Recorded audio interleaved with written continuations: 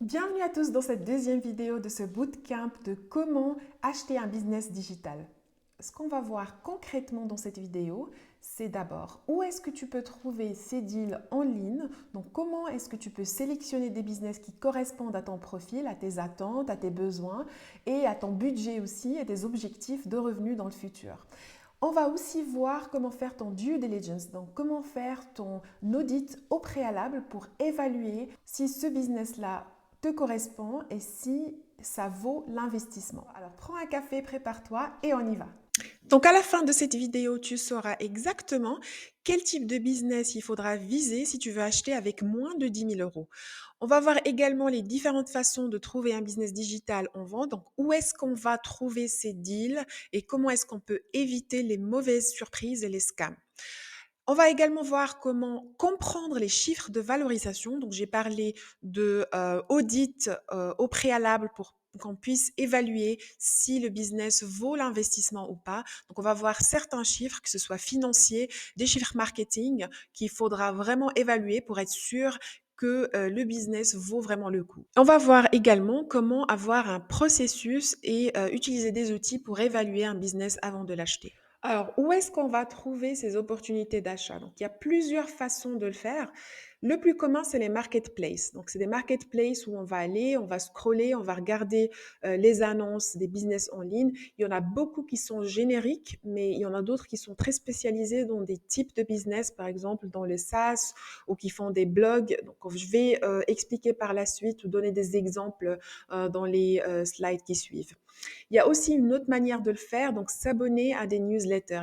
C'est un canal qui est beaucoup plus discret et efficace. Dans ces newsletters, les vendeurs ou les coursiers vont partager chaque semaine ou de manière régulière les opportunités qui sont pas sur le marché. Donc souvent, c'est des prix très abordables et parfois en dessous de 10 000 euros. Pourquoi c'est intéressant? Parce qu'il y a moins de concurrence, donc il y a peu de gens qui vont voir ces annonces-là. Il y a des vraies petites pépites, parfois même négligées par des gros investisseurs. Donc c'est intéressant pour les gens qui débutent dans l'investissement en business en ligne. Et il y a aussi la possibilité de négocier directement avec le vendeur. Donc il y a plusieurs exemples de newsletters comme les Macro Acquire newsletters, il y a Investors Club, il y a Side Projectors. Pour tout ce qui est donc micro-projets, souvent à très petit prix ou plutôt des micro-business à moins de 10 000 euros, moi je recommanderais les side projectors et les tiny acquisitions. On peut aussi contacter directement les coursiers spécialisés, donc ce qu'on appelle les brokers. Ils sélectionnent des projets sérieux et ils peuvent t'aider justement à sécuriser l'achat. Donc, tu peux leur envoyer tout simplement un message, je cherche un petit business digital rentable, j'ai un budget de 10 000 euros, est-ce que vous avez des opportunités à me proposer? Donc, c'est très facile de trouver leurs contacts sur Internet et vous pouvez les contacter directement pour leur demander de vous approcher s'ils trouvent un deal. Donc, souvent, c'est les marketplaces elles-mêmes qui proposent ce service-là, où il y en a d'autres qui font que ça. Donc, moi, je cite ici où je propose d'autres markets ou bien Investors Club ou Empire Flippers qui font des small deals. Donc, ils ont vraiment des petits deals. Des fois, si vous les contactez, ils vont les partager avec vous. Donc, il existe plusieurs types de projets accessibles. Le choix va vraiment dépendre surtout de ton profil, de ce qui t'intéresse et ton envie de t'impliquer, mais aussi le temps que tu as pour gérer ce business-là. Donc, si tu cherches à acheter un business qui ne dépasse pas 10 000 euros, il y a différentes options que j'ai présentées ici. Si tu es quelqu'un qui aime rédiger, écrire des articles, qui est prêt à jouer sur le long terme, un blog ou un site de contenu, c'est parfait parce que c'est du SEO, c'est du contenu. Si tu maîtrises le SEO, c'est encore mieux et ça te construit du revenu passif avec le temps et à long terme. Si tu es plutôt quelqu'un qui est branché tech ou que tu es prêt à t'entourer de personnes avec une compétence technique, moi je recommanderais un mini SaaS. C'est vraiment top, c'est des revenus récurrents, c'est des grosses marges. Donc pour la précision, le SaaS, c'est un logiciel en tant que service. Donc concrètement, c'est un outil ou une application que les gens vont utiliser en ligne sur le web sans avoir besoin de télécharger ou de l'installer. Donc ils payent souvent un abonnement mensuel ou par année pour y accéder. Par exemple, si vous avez déjà utilisé Canva, bah, c'est pareil, ou Notion pour la prise de notes et organisation. Donc les mini SaaS, C'est ce qu'on peut avoir à 10 000 € et souvent, c'est un tout petit outil en ligne qui est créé par des développeurs et qui rapporte quelques centaines ou des milliers d'euros par mois grâce aux abonnements. Donc, ils ont une liste de subscribers, des gens qui sont abonnés, qui payent régulièrement. Donc, tu peux aller vraiment très vite. Il y a aussi les boutiques e-commerce et le dropshipping. Là, il y a des avantages aussi et des inconvénients. Il faut vraiment être prêt à poster tous les jours, à gérer de la publicité, des services clients. Et moi, personnellement, donc c'est pas mon type de business préféré. Donc, je trouve que ça demande beaucoup plus de temps, surtout le e-commerce avec les produits. Pour le dropshipping, c'est un peu différent parce que c'est le fournisseur qui gère les stocks, mais les marges, souvent, elles sont pas assez. Donc, ça vaut vraiment pas le coût d'acheter ce business-là et puis de toucher vraiment peu d'argent par mois. Si maintenant tu es très créatif, une chaîne YouTube ou un compte social, par exemple un compte Instagram ou Facebook ou un compte Pinterest, ça peut être aussi un compte TikTok, donc ça peut vraiment cartonner, mais il faut juste aimer faire du contenu, donc du contenu de médias sociaux et parler à une communauté. On n'est pas forcément obligé d'apparaître et d'être visible, donc il y a de plus en plus les YouTube faceless, donc il y a pas, t'es pas obligé de montrer ton visage. Et ça se vend de plus en plus maintenant dans le marché justement des business digitaux. Mais ça demande quand même beaucoup de temps et beaucoup de créativité. Il faut toujours avoir des nouvelles idées, il faut toujours publier régulièrement des vidéos, des posts, si c'est sur TikTok ou sur Instagram, donc pour être vraiment présent avec sa communauté. Moi, personnellement, je dirais, choisis vraiment ce qui colle avec ton style, avec ton, mode de vie, avec ton énergie et le temps que tu as disponible pour ça. Donc c'est très important d'être conscient du budget qu'on va mettre dans le business, mais aussi le temps qu'on va, avoir pour s'en occuper et aussi si on a la capacité de déléguer une partie, si on peut pas le faire nous-mêmes. Donc en plus de ces types de business qui sont, très communs, il y a d'autres business à acheter, des petits business qu'on peut vraiment avoir à moins de 10 000 €, voire même à moins de 5 000 €. Tout d'abord, il y a les sites d'adhésion, donc les membership sites. Ça, c'est, des sites d'abonnement, donc c'est top si tu veux des revenus récurrents avec des abonnements. Ça marche super bien si ta communauté ou si tu arrives à garder ta communauté engagée. Il y a aussi les plateformes de cours en ligne. Tu vends des formations où tu proposes du contenu éducatif sur un abonnement. Donc, une fois les cours créés par le vendeur, il va établir ce business-là, il va te le vendre. Donc, tu peux toucher des revenus passifs avec des gens qui payent des abonnements et qui continuent de suivre les cours en ligne. Tu peux aussi acheter une marketplace de niche, donc tu gagnes des commissions sur les ventes. Donc une marketplace de niche, ça veut dire que c'est un endroit ou un site web où le vendeur rencontre l'acheteur pour acheter un service ou un produit. Donc c'est très très rentable si la niche est bien active et si justement on a beaucoup de trafic. Et c'est quelque chose qu'il va falloir justement évaluer avant de prendre la décision de l'acheter. Les applications mobiles, c'est quelque chose qui marche super bien. C'est un marché énorme. Ils sont monétisés par des achats intégrés, de la pub ou des abonnements. Donc surtout, si tu cibles une niche précise, il y en a beaucoup qui sont dans le gaming et ça marche super bien parce que une fois les gens téléchargent, eh ben, ça va être monétisé avec des achats intégrés. On va intégrer de la publicité ou il y a des fois des applications où les gens vont payer des abonnements pendant plusieurs mois, voire des années.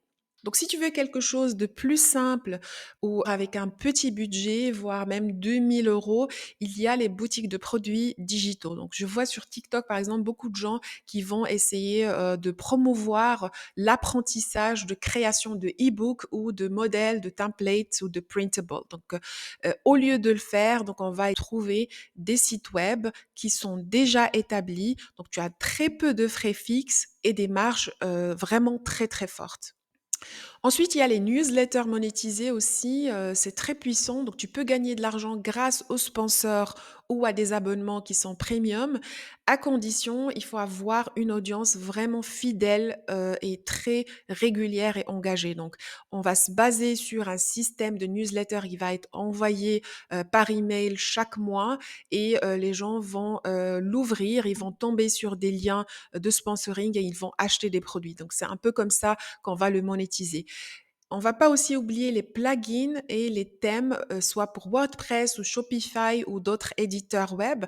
Donc tu vends directement ou tu proposes un abonnement où les gens vont vouloir, utiliser différents thèmes pour différents sites web qu'ils possèdent. C'est un marché super stable si ton produit est bien positionné. Donc il y a des gens qui vont créer de zéro, des templates, des plugins, des thèmes, qui vont commencer à vendre, mais ça prend beaucoup plus de temps et il y a aussi des marketplaces, comme j'explique, qui ont déjà des sites web qui sont établis avec une centaine de templates que toi, tu peux acheter justement et vendre comme des croissants. Pour finir, il y a les podcasts monétisés. Donc, tu gagnes grâce aux sponsors et aux pubs et aux produits dérivés. Si ton audience est engagée, ça peut être très rentable aussi.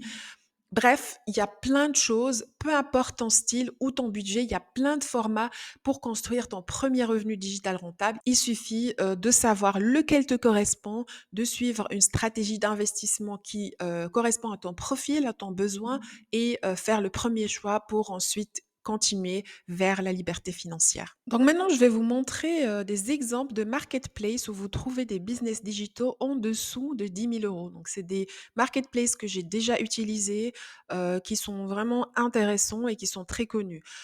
Flippa.com, c'est l'un des grands choix des petits sites web e-commerce, applications, chaînes YouTube. Donc, vous allez trouver vraiment un peu de tout. Il y a beaucoup d'opportunités entre 2 000 et 10 000 euros. Donc, il suffit d'ajouter ou d'utiliser les bons filtres. Donc, dans les prochaines vidéos d'ailleurs, je vais vous montrer concrètement comment surfer sur ce genre de marketplaces, comment filtrer les annonces, comment lire les annonces et comment comprendre en fait les chiffres qui sont dans les annonces pour pouvoir sélectionner les business qui vous intéressent ou qui seront donc qui correspondent à vos besoins. Mais attention, donc sur Flippa surtout, il faut bien faire ta due diligence, donc ton audit au préalable, qui est vraiment un processus de A à Z où il faut vraiment avoir une checklist qu'il faut vérifier côté marketing, côté finance, côté légal, etc. Parce que la qualité varie beaucoup sur flippa.com. Il y a un peu de tout, il y a même des scams, donc il faut vraiment faire attention. Il faut apprendre à faire cet audit-là avant de se lancer. Ensuite, il y a motioninvest.com. Donc, c'est aussi un site web qui est plutôt spécialisé dans des petits sites de contenu rentables comme les blogs affiliés et petits AdSense. Donc, vous voyez ici, c'est écrit Buy and Sell Your Content Websites. Donc, c'est vraiment focus sur les sites web de contenu. Ça varie entre 5 000 et 15 000 euros, mais vous pouvez trouver aussi des sites web qui sont beaucoup plus cher que 15 000 euros, donc vraiment allant jusqu'à 50 000 euros. Mais il y a assez d'offres. C'est des sites qui sont déjà monétisés avec du trafic organique. Donc l'inconvénient, c'est qu'il y a peu de sites en français. Mais si vous êtes à l'aise avec la langue anglaise, donc vous pouvez vraiment trouver des bons deals. Si vous préférez aussi sous-traiter donc la partie de contenu, c'est facile de trouver quelqu'un qui peut vous faire du contenu en anglais. Donc là, il y a encore une fois aucun souci. Et ce que j'aimerais préciser aussi, c'est que même si vous êtes francophone et vous êtes basé en Europe, c'est pas un problème justement d'avoir un site web avec une audience anglophone à partir du moment où vous maîtrisez la langue, où vous avez quelqu'un qui peut s'en occuper. Ensuite, on a acquire.com, donc c'est beaucoup plus orienté SaaS. Comme j'ai expliqué avant, c'est les software as a service, mais il y a aussi des micro-startups et des projets e-commerce low cost. Donc vraiment, on peut trouver des opportunités à moins de 10 000 euros. Tu peux filtrer aussi ici par prix, trouver des petites opportunités et surtout pouvoir négocier avec le vendeur. L'inconvénient ici, c'est que c'est un peu, enfin, c'est pas un peu, c'est beaucoup plus technique puisqu'il s'agit de software as a service. Il y a peu d'offres aussi pour une audience francophone, donc la règle s'applique également ici. Si vous êtes à l'aise avec la langue anglaise, donc tant mieux. Sinon, il va falloir sous-traiter le contenu ou justement la gestion de ce site web. Donc, il y a aussi Side Projectors, c'est un de mes préférés aussi parce que c'est spécialisé vraiment dans des projets qui sont peu développés où tout tout juste lancé. Donc c'est idéal si vous avez un petit budget ou vous voulez acheter à prix bas. Donc il y a beaucoup de projets qui sont entre 500 € et 5 000 €. C'est très bien pour, ceux qui veulent un projet à faire grandir, mais surtout ceux qui ont la compétence de faire grandir un site web ou un projet. Donc c'est plutôt pour des projets à développer, il faut maîtriser cette partie-là. C'est pas encore pour le marché francophone, mais si on est à l'aise encore une fois avec, la langue anglaise, donc il y a pas de souci. Après, il y a d'autres markets. Là, on est vraiment sur une plateforme européenne. Pour l'instant, c'est vraiment les leaders. Ils sont spécialisés dans des sites web ou des blogs monétisés en Europe. Donc, vous allez trouver des sites web et des blogs qui sont francophones ou qui sont en français. Donc, d'autres markets n'acceptent que des sites rentables avec des revenus et des données vérifiées. Donc, eux, ils font déjà le boulot pour vous. Donc, ce qui fait que c'est beaucoup plus facile de trouver quelque chose qui te correspond et c'est beaucoup plus facile aussi de trouver quelque chose de fiable et pas avoir beaucoup de scams. L'inconvénient, c'est tout simplement comme ils ont ce service-là, justement de due diligence qu'ils font déjà à l'avance, donc l'abonnement est obligatoire pour les acheteurs et si on veut accéder aux annonces détaillées, ben, il faut le payer. C'est à peu près, si je me rappelle bien, 300 € par année, quelque chose comme ça. Donc là, on va passer aux choses sérieuses, c'est de comprendre les chiffres et les valorisations des business qu'on veut acheter. Donc il y a certains éléments qui sont très basiques qu'il faudra comprendre avant d'acheter un business en ligne. Donc il faut comprendre comment on calcule tout d'abord sa valeur, qui est le prix. Donc pas de problème, c'est une formule très facile. Valeur du business égale bénéfice net multiplié par le multiplicateur. Donc business net fois multiplicateur. Le business net, c'est en fait ce qui reste après avoir payé toutes tes dépenses. Une fois que tu as fait du revenu, donc tu dépenses, tu payes l'hébergement, les prestataires, la publicité, etc. Il te reste un bénéfice net.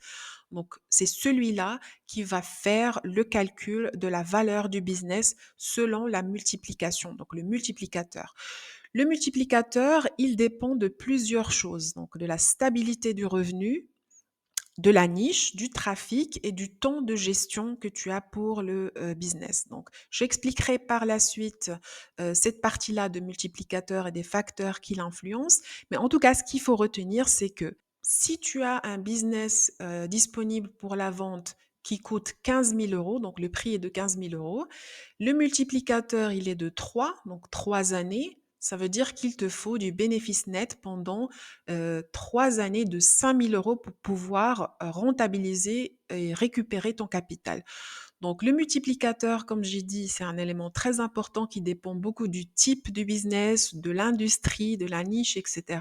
Donc en général, pour les petits business digitaux, un multiplicateur est souvent entre 2 à 4 fois, donc 2 à 4 ans. Donc vraiment, ça dépend de beaucoup de facteurs qu'il faudra évaluer un par un et c'est ce que je propose justement dans mon coaching ou dans mon accompagnement quand il s'agit d'acheter un business digital. Donc, comme j'ai expliqué, le bénéfice net annuel et le revenu moins les dépenses. Donc, si on a un business qui génère 5 000 € de chiffre d'affaires par mois, mais par contre, on a des dépenses de 3 500 € par mois, bah, eh ben, il nous reste 1 500 € par mois, ce qui veut dire 18 000 € par année de bénéfice net. Pourquoi c'est très important de comprendre cette formule? Donc, le bénéfice net annuel, c'est ça qui va te permettre de savoir la valeur du business en vrai et pas le chiffre d'affaires. Parce que le chiffre d'affaires, c'est quelque chose de, enfin, c'est une impression. On va générer du revenu, mais si on a des dépenses incroyables, eh ben, on se retrouve avec rien du tout à la fin et du coup, on n'a pas vraiment de profit. Donc, si tu veux vraiment savoir combien vaut un business et combien tu peux espérer récupérer chaque année, tu dois regarder le bénéfice net et pas juste ce qu'il encaisse. Donc, ce qu'on encaisse, c'est le revenu. Mais est-ce qu'on a des dépenses fixes? Est-ce qu'il y a des dépenses variables qu'on n'arrive pas justement à gérer? Et là, ça crée vraiment cette balance qui va être le bénéfice net annuel et c'est ça qui est important à voir et à vérifier. Donc en gros, le chiffre d'affaires, c'est l'argent qui rentre, le bénéfice net, c'est l'argent qui reste pour toi à la fin, sans rien, sans crédit, sans dépense. Donc c'est ce qui compte pour investir intelligemment. Maintenant, on va voir les facteurs qui influencent le prix et le multiple. Donc tout d'abord, il y a la marge bénéficiaire élevée ou le bénéfice net tout simplement. Donc là, plus la marge est élevée, plus le business est rentable. Donc, plus il vaut cher. Donc, le prix va être plus élevé si on fait une marge de 30 de 40 comparé à un business qui fait uniquement 10 de marge. Ensuite, on a la croissance actuelle. Donc, est-ce que ce business continue de croître? Est-ce qu'il a un potentiel dans le futur? S'il a un bon potentiel, donc ça attire plus d'acheteurs de manière régulière et donc ça augmente et le multiple et indirectement donc le prix. On a également l'ancienneté et la stabilité. Donc, forcément, un site web ou un business qui existe depuis 3, 4 années, même voire 6 années et qui est stable, avec des revenus stables, va inspirer beaucoup plus confiance qu'un projet qui est lancé il y a 3 mois. Donc, le prix, forcément, va être plus élevé. Le multiple, justement, il va varier souvent entre 2 fois et 4 fois, surtout dans les business digitaux, de bénéfices annuels. Donc, en fonction de plusieurs critères que j'ai déjà cités dans les slides précédents et aussi ce que j'ai cité ici, donc comme la marge, la croissance, l'ancienneté, la stabilité. Il y a des facteurs qui sont quantitatifs, donc on peut vraiment faire des calculs. Et il y a d'autres facteurs qui sont plutôt qualitatifs, donc vraiment par expérience, on va apprendre à spotter, à savoir quels sont les business qui sont plus stables, qui ont beaucoup plus de potentiel, etc. On a également la dépendance à une seule plateforme. Donc, on va trouver des sites web ou des shops Amazon ou Etsy ou même des profils Instagram et le trafic, il va venir ou les ventes, ils vont venir d'un seul canal. On va avoir que des Google Ads pour générer du revenu ou on va avoir que du Pinterest, par exemple, pour pouvoir générer du revenu sur les sites web. Donc, le risque est beaucoup plus grand parce que si on maîtrise pas cette plateforme et on la perd pour une raison ou une autre, eh ben, on peut plus faire de revenus. Souvent, ces business sont moins chers, mais il faut faire attention si c'est pas un piège. Ensuite, on a la dépendance au fondateur ou au vendeur. Donc, est-ce que c'est lui qui gère tout avec sa tête, sa voix, son expertise, donc un personal branding? Celui qui va reprendre le business, donc l'acheteur, va devoir tout refaire et tout apprendre. Et ça fait baisser la valeur parce qu'on va dépenser beaucoup plus de temps, beaucoup plus d'énergie. Et d'ailleurs, il faudra vraiment faire attention à ce que le vendeur s'engage à mettre du temps pour pouvoir tout déléguer de manière fluide pour ne pas choquer l'audience et que l'audience va voir tout simplement un autre fondateur qui va apparaître sans être préparé. Et enfin, on a la valeur des actifs. Donc, ça peut être des stocks, une base de données email, une marque déposée ou même du contenu original. Donc, ça compte dans le prix final. On va voir tout ce package-là et vraiment évaluer sur la base de toute cette checklist pour décider du prix ou pour estimer le prix que ce business va valoir. Donc, retenez bien, si un business est rentable, stable, il est peu dépendant et facile à reprendre, la valeur va augmenter. Maintenant, on va regarder un peu plus dans les détails la notion de croissance. Donc, la croissance dans la valuation d'un business digital. Donc, quand on parle de croissance, c'est pas seulement une hausse de chiffre d'affaires ou de revenus. Donc, on parle vraiment d'une vraie dynamique. Il ne s'agit pas seulement d'avoir un revenu qui augmente au fil du temps, mais on parle aussi d'autres aspects. Donc, ça peut paraître évident qu'un business qui augmente de chiffre d'affaires, c'est un business qui est en croissance.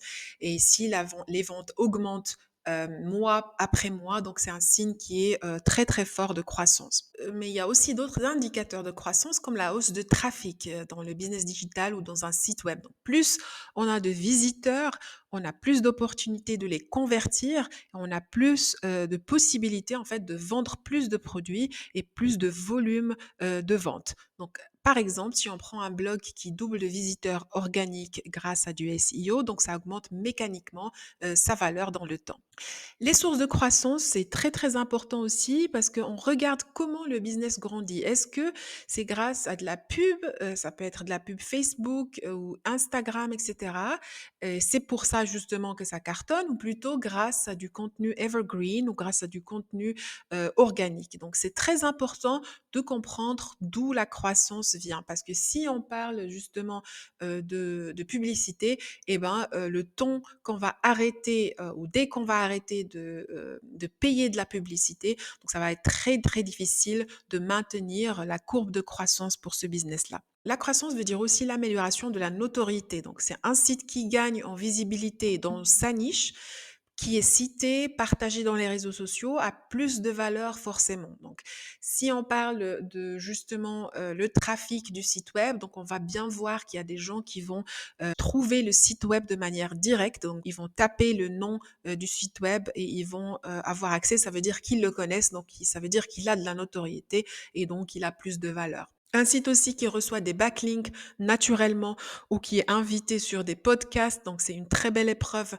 de notoriété. Donc on peut vraiment dire que c'est un site qui est en croissance et qui est stable. On regarde aussi le nombre de clients et de ventes. Donc il ne s'agit pas d'avoir beaucoup de ventes, mais il s'agit aussi d'avoir une bonne base de clients qui est diversifiée. Donc on ne veut pas avoir un seul ou deux clients qui achètent beaucoup, mais on veut avoir plusieurs clients pour justement ne pas avoir le risque de perdre un client unique ou une dizaine même de clients et puis se retrouver avec une chute de revenus. Donc un chiffre d'affaires qui augmente, c'est bien, mais si c'est dû à deux clients qui achètent très gros, c'est beaucoup plus risqué. Donc on va faire à ce que le prix soit négocié et que ce soit moins élevé justement par rapport à un business qui a une base de clients qui est très très élargie. Idéalement, on veut voir le nombre de commandes et de clients qui augmentent en même temps pour dire que ce business est en croissance. Donc il y a également la durabilité de la croissance. Est-ce que cette croissance est ponctuelle? Est-ce qu'elle va durer? Prends l'exemple justement d'un site que j'ai acheté qui opère dans les déguisements de Halloween et de carnaval. Donc c'est un site saisonnier. Il n'a pas la même valorisation qu'un site qui vend tous les mois pendant toute l'année. C'est-à-dire qu'un site saisonnier va vendre pendant une seule période de l'année. Le reste de l'année, il ne se passe rien, il y a moins de trafic, on vend moins de produits. Donc, dans ce cas, il va coûter moins cher qu'un site web qui vend régulièrement des abonnements par mois.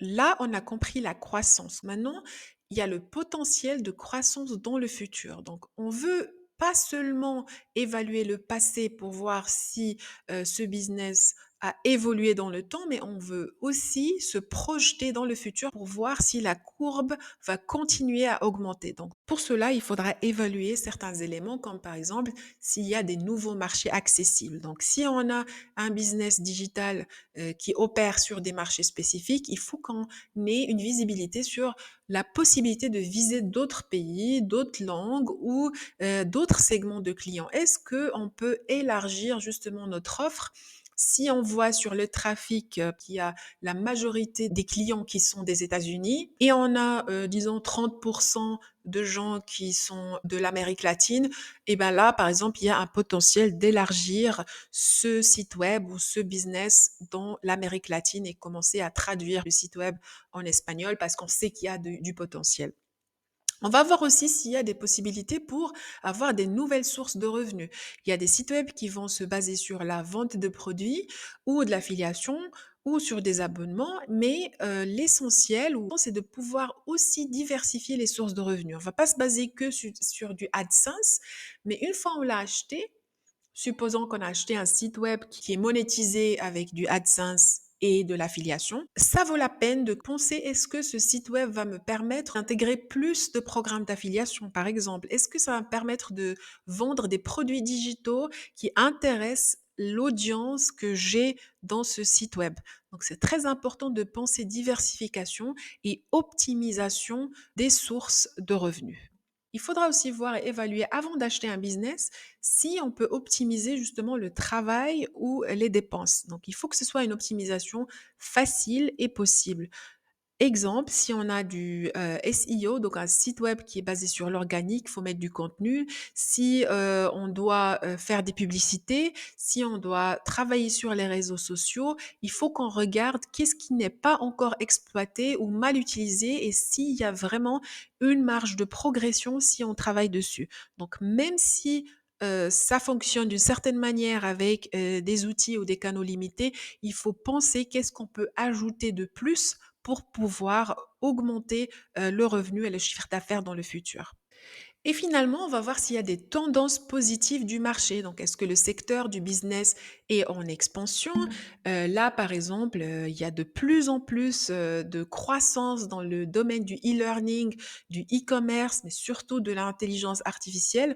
Donc on veut voir justement si, ce que le business vend reste pertinent longtemps sans, qu'on ait besoin d'énormes mises à jour ou besoin de tout réadapter parce que ça va très vite sur le marché. Donc la croissance actuelle, c'est que le business progresse déjà.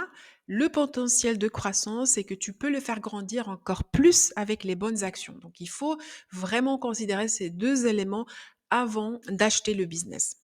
Maintenant, on va parler des dépenses. Donc, quand on évalue un business digital à acheter, on pense souvent au chiffre d'affaires, aux revenus, au trafic, aux bénéfices, mais un point crucial, très très important qu'on oublie, c'est les dépenses. Les dépenses peuvent vraiment bouffer tes marges. Donc, c'est très important de faire cet audit de dépenses qui va comprendre différents éléments.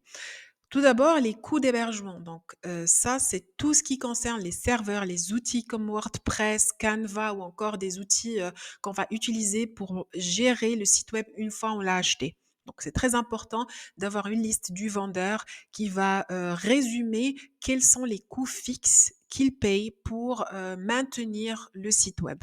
Exemple, si le site web, donc disons, on parle de e-commerce, si ça tourne sur du Shopify, Webflow ou sur un plugin SEO qu'il faut absolument avoir, tu peux vite avoir 50 à 100 euros par mois rien que pour ça. Élément important de dépense, les frais publicitaires. Si les sites dépendent de Google Ads ou Facebook Ads pour générer du trafic ou des ventes, c'est une dépense à surveiller. Donc, il faut vraiment voir avec le vendeur les rapports de dépenses de publicité, combien est-ce qu'il dépense chaque mois pour sa publicité pour pouvoir arriver à ce revenu qu'il promet une fois tu as acheté son business. Bon, moi, il m'est arrivé de voir justement sur des marketplaces, des e-commerce qui génèrent 5 000 euros par mois, mais tu mets 2 500 euros de dépenses publicitaires. Donc, c'est pas bon, ça n'a rien d'intéressant.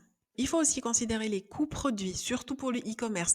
Si tu achètes une boutique en ligne, pense bien à ce que coûte chaque produit à l'achat et à la fabrication. Donc, est-ce que tu vas reprendre un inventaire? Est-ce que tu vas le gérer? Est-ce que tu vas devoir produire d'autres produits complémentaires? Donc, un site qui vend des t-shirts à 25 euros, mais tu les achètes à 18 euros. Donc, ça laisse très, très peu de marge, surtout si tu veux mettre de la publicité dessus. Donc, en fait, c'est vraiment pas la peine. On va ajouter à ça les prestataires externes, donc les freelancers qui vont faire de la rédaction SEO. Si tu en engages un assistant virtuel, un développeur, un blog qui fait 1000 euros de bénéfices, mais tu payes 800 euros de freelance tous les mois pour qu'une personne t'écrive les articles, les publie. Il faut être très prudent avec ça pour ne pas se retrouver avec des marges minimes. Il faut surtout se demander justement s'il y a déjà une équipe qui est établie ou le vendeur a déjà travaillé avec quelqu'un. Pense si tu as besoin de cette personne une fois que tu as acheté le business ou bien en fait tu peux optimiser, tu peux faire une partie du travail ou alors tu peux recruter quelqu'un d'autre qui est un peu moins cher. Donc il faut penser plus loin, être flexible et penser à la structure, comment est-ce qu'on va établir une structure qui nous permet d'optimiser les coûts.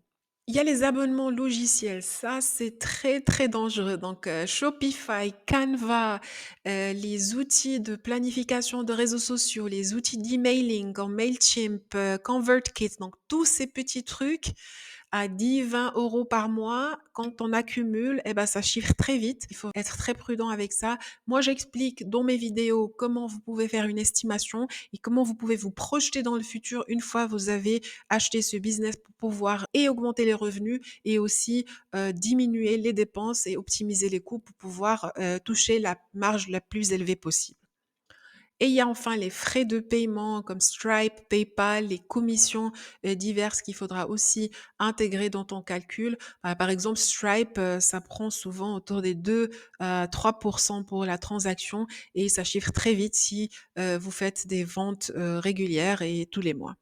Donc, ce qui mérite la précision aussi, c'est que les coûts fixes sont différents des coûts variables. Donc, il faut être conscient aussi, quand on évalue, les dépenses, d'un business digital pour l'acheter, de faire la différence entre les coûts fixes et les coûts variables. Les coûts fixes, c'est des dépenses stables, peu importe les ventes. Donc, ils restent les mêmes tous les mois, même si tu gagnes plus ou moins d'argent. Donc, abonnement à l'hébergement web, tu vas le payer de toute façon. Les logiciels Shopify, Canva, tout ce qui est outils SEO, tu es obligé de payer même si tu fais pas de revenus. S'il y a des salaires, s'il y a une assurance, est-ce qu'il y a de la maintenance régulière du site? Ça, c'est très commun dans les software as a service où il faut vraiment avoir quelqu'un en IT ou un développeur qui va vraiment s'occuper de la maintenance du site web de manière régulière, spécialement si tu n'as pas de compétences techniques. Donc, tu dois payer ces coûts même si ton chiffre d'affaires baisse. Donc, connaître ses coûts fixes, c'est savoir combien coûte en gros la survie du business. Par contre, les coûts variables, c'est les dépenses qui changent selon l'activité. Donc, les connaître, ça te permet de savoir si chaque vente est vraiment rentable pour toi parce que les coûts variables vont augmenter en fonction des ventes. Par exemple, si tu as des frais publicitaires comme Google Ads ou comme Facebook Ads, ou bien les coûts de marchandises vendues, surtout pour le e-commerce, ou si tu as des commissions Stripe de paiement, les commissions vont augmenter en fonction de combien en fait de volume tu as vendu. S'il y a des rémunérations à la performance, par exemple des affiliés qui sont sur ton site web, tu vas devoir les payer en fonction des ventes qu'ils font. Donc plus tu vends, plus ces coûts augmentent. Il faut vérifier que tes marges restent suffisantes. Je donne un exemple des chaînes YouTube où les créateurs de contenu, donc avec une production externalisée, si tu achètes une chaîne YouTube et tu sais que tu vas devoir externaliser ou donner à quelqu'un la gestion de la production, de la création du contenu, eh ben, payer des monteurs vidéo, des rédacteurs, des graphistes, ça va augmenter en fonction du volume de contenu que tu crées. Donc, tout simplement, tu prends un risque parce que si la production coûte cher par rapport aux revenus que tu génères par la chaîne, par rapport aux AdSense ou les sponsors, eh ben, ça vaut pas la peine. Donc, après avoir payé la pub, les logiciels, les plateformes de paiement, l'hébergement, etc., faut voir combien il te reste pour voir si ça vaut vraiment la peine d'acheter ce business-là ou pas. Autre élément à vérifier par rapport à la valuation d'un business digital, c'est l'âge et l'historique du business. Donc d'abord l'âge, plus le business est ancien, plus il a eu le temps de construire. On a une audience qui est fidèle, qui est là depuis très longtemps. On a un bon référencement et on a des revenus qui sont plutôt stables avec des gens qui reviennent régulièrement pour racheter les mêmes produits. Concernant l'analyse, il faut analyser le trafic et les revenus sur au moins 12 mois, voire même 24 mois pour repérer les tendances et les risques, ainsi que la vraie solidité du projet. Maintenant, un peu plus de précision sur comment analyser le trafic et les réseaux sociaux. Donc, on va commencer par le trafic sur site web. Donc, il faut comprendre si c'est un trafic organique. Si c'est le cas, vraiment, c'est top. Les visiteurs arrivent naturellement, soit via Google grâce à SEO, avec justement de la recherche sur des moteurs de recherche. Ce trafic est gratuit, il est durable et souvent beaucoup plus fidèle, même s'il peut fluctuer avec les mises à jour des algorithmes Google. Donc, c'est pas comme le trafic payant de Google Ads ou Facebook. Là, c'est différent. Le business va dépendre des campagnes publicitaires pour attirer du monde. Et tant que tu payes, tu as du trafic. Si les coûts augmentent et si tu arrêtes les campagnes, le trafic va s'effondrer tout simplement. Il y a aussi le trafic direct, comme j'ai expliqué avant, donc c'est encore mieux. Ça veut dire que les gens tapent directement le nom du site web et ont mis le lien en favori peut-être. Donc ça prouve que la marque est forte, elle est connue. Enfin, deuxième chose, il faut vérifier l'évolution du trafic dans le temps. Si on regarde les 12 à 24 mois, est-ce que le trafic est stable ou en croissance? Est-ce que ça nous permet de voir que c'est un business qui est en bonne santé? Si on voit dans l'historique que le trafic a chuté dans les derniers mois, c'est un gros warning. Donc, ça peut venir justement d'un problème de SEO ou bien peut-être on est en train de perdre le marché. Donc, les gens, ils sont plus intéressés par ce produit-là ou cette marque-là et d'une mauvaise gestion du vendeur qui est récente. Donc, regarde bien les courbes de trafic. Donc, elles te racontent vraiment toute l'histoire de la marque. Si tu peux remonter depuis la création du business jusqu'au jour où il est mis en vente, c'est encore mieux. On va aussi s'intéresser dans l'évaluation, pas uniquement à la quantité, mais aussi à la qualité du trafic. Le nombre de visiteurs qui augmente, c'est bien, mais ça suffit pas pour évaluer le business. Donc, il faut qu'on se pose les bonnes questions. Est-ce que les visiteurs restent sur le site? Donc, quand ils sont sur le site web, est-ce qu'ils passent du temps à chercher de l'information, à surfer, à acheter des produits? Est-ce qu'ils s'inscrivent à une newsletter? Est-ce qu'ils visitent plusieurs pages? Est-ce que le trafic, de qualité donc nous permet de voir un taux de rebond qui est faible, donc les gens ne partent pas tout de suite dès qu'ils tombent sur le site web. Ça, c'est très important et souvent ça, c'est des informations qu'on va trouver facilement sur Google Analytics. Donc plus on a des pages vues par session, plus on a des visiteurs sur le site web qui passent beaucoup de temps dessus, c'est un bon signe.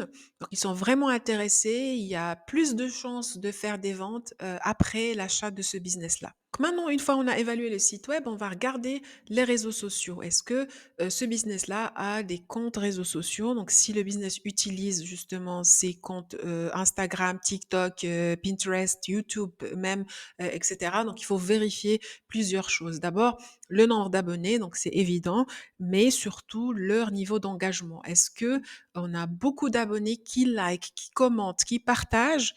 Est-ce qu'il y a des clics? C'est très important parce que, tout simplement, il y a beaucoup de marques qui créent des posts et qui créent des comptes réseaux sociaux partout, juste pour l'esthétique, avec des jolies couleurs, qui s'adaptent avec les couleurs de la marque, mais, en fait, il y a pas d'audience. Les gens ne réagissent pas, ils sont là, ils regardent, peut-être même c'est pas, c'est pas une audience réelle. Il y a beaucoup d'outils qui permettent de vérifier justement ce genre de choses, je vais en parler plus tard, voir est-ce que le trafic sur les réseaux sociaux est vraiment réel et cohérent. On parle de cohérence aussi et régularité des publications. Est-ce que c'est un compte qui est actif, qui n'est pas outdated? Est-ce qu'il y a du contenu régulier chaque semaine? Est-ce qu'il est en phase avec la marque? Donc c'est vraiment des choses qu'il faut voir dans le détail et qui vont vraiment refléter, qui vont donner une image de l'entreprise ou du business digital, pour vraiment pouvoir décider si c'est quelque chose dans laquelle on veut se lancer ou pas. Enfin, un dernier point, c'est, quel type de présence, sur les réseaux sociaux? Parce qu'il y a une grande différence entre un réseau social qui est influenceur, donc on a une personne qui est la marque, elle va être là, le business est connu par sa personnalité.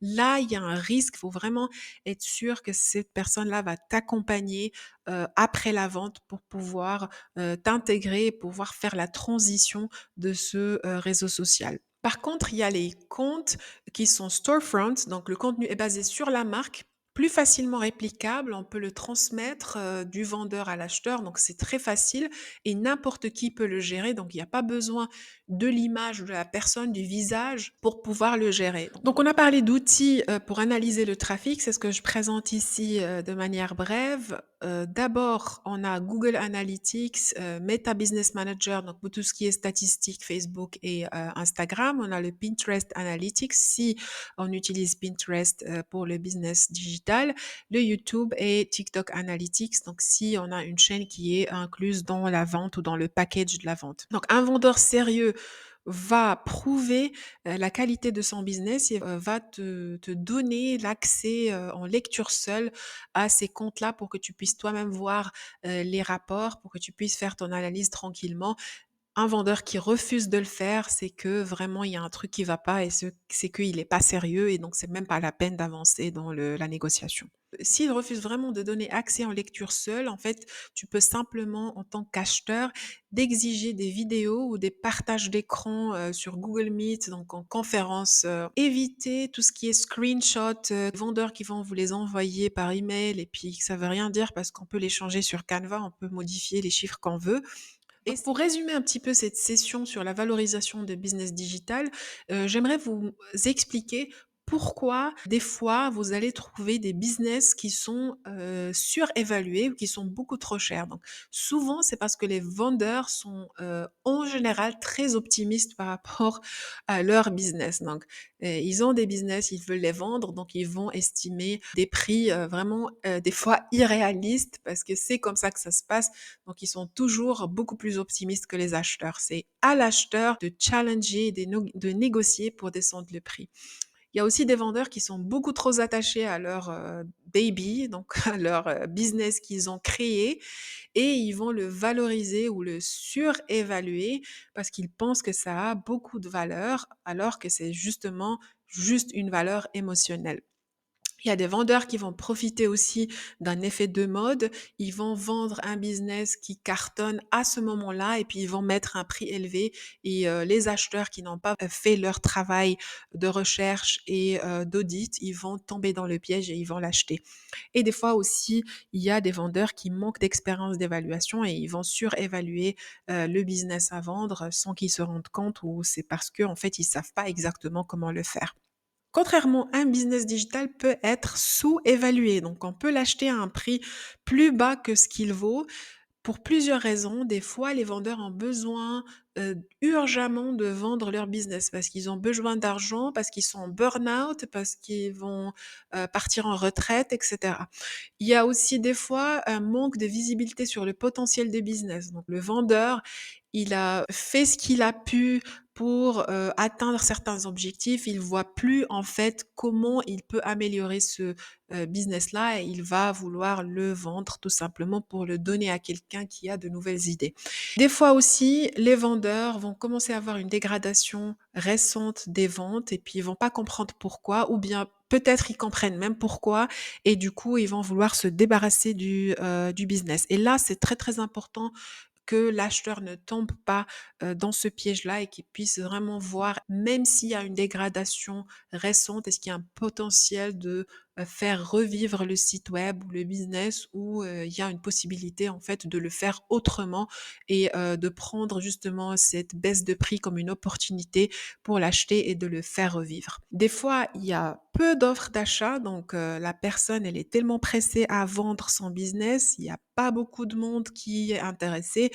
Donc le premier acheteur qui va arriver va l'acheter à un prix bas parce qu'il a le pouvoir de négocier puisqu'il n'y a pas d'autres concurrents qui veulent, l'acheter aussi. Ce qui est important, c'est de savoir, prix haut ou prix bas, il y a toujours une opportunité. Donc si le prix est trop élevé, donc on va faire attention, comment le vendeur il est en train de le marketer. On va essayer de négocier le plus possible et d'avoir le prix vraiment que le business vaut. Si le prix est trop bas, ça peut dire que ça cache des risques majeurs, mais ça peut aussi dire que ça cache une opportunité parce qu'en fait, on va acheter le business, avec un prix, bas et puis on va profiter pour le faire évoluer, très rapidement. Donc en résumé, comment on va détecter les risques et les incohérences? D'abord, demander au vendeur les rapports Google Analytics, tout ce qui est rapport, tout ce qui est Analytics ou équivalent pour les 12 à 24 mois minimum. Analyser les revenus mensuels sur au moins 12 mois, voire 24 mois et vérifier les grandes variations. Est-ce qu'il y a une explosion de ventes? Est-ce qu'il y a un effondrement de ventes? Et c'est, très important parce que ça permet de savoir pourquoi c'est arrivé et est-ce qu'il y a un danger potentiel dans le futur une fois que vous avez acheté le business? Est-ce que ça va arriver encore une fois? Pour pouvoir justement anticiper ce risque-là. Identifier aussi les événements exceptionnels. Est-ce qu'il y a un changement sur Google? Tout pour les algorithmes. Est-ce qu'il y a un gros client que le vendeur a perdu? Est-ce qu'il y a un changement de fournisseur? Est-ce qu'il faut qu'on cherche du coup un nouveau fournisseur une fois on a acheté le business? Est-ce qu'il y a un partenariat qui est très très important et qui va faire que le business va marcher? Donc c'est très important de faire cette checklist avant de considérer l'achat de ce business. Alors, on arrive au bout de cette vidéo. Dans la prochaine, je vais te montrer tous les aspects clés de l'audit préalable. Donc, on va voir tout ce qui est légal, financier, opérationnel et comment tu peux préparer ta négociation avec le vendeur et aussi comment tu peux formuler ta proposition d'achat pour maximiser tes chances. Merci beaucoup et à la prochaine vidéo.